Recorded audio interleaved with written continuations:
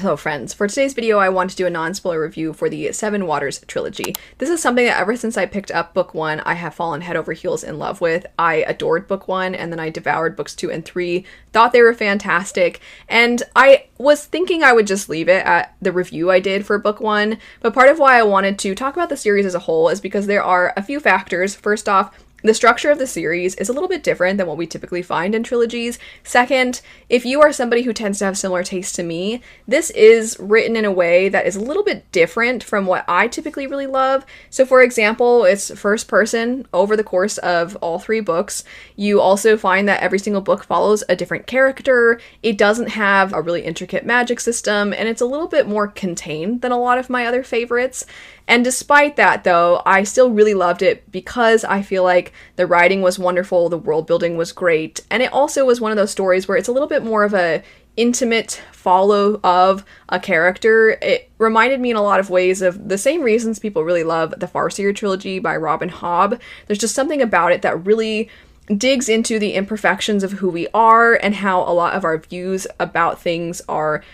going to be impacted by our environments, and as such, if you really create a well-established environment, then it feels all the more immersive. There's just so many things about this that I thought were great, so I wanted to ensure that there was a place dedicated to a discussion for this, but also I have found that it doesn't quite reach that classic status because it's not quite old enough, and a lot of times when a lot of us are getting maybe a little bit fatigued of modern fantasy, or maybe we want to go back and see the kinds of works that have influenced modern fantasy, we will go back past a certain point that this does not cross into. Additionally, this came out at a time that for some of us, we maybe were too young to have picked it up. So when I say some of us, I mean reviewers or people on BookTube, people on Book Talk. So there are certain things that have had a resurgence in popularity, or that people, maybe you have a favorite from when you were younger and you bring that to the table when you talk about books. And so there are certain things that we kind of continuously hype up.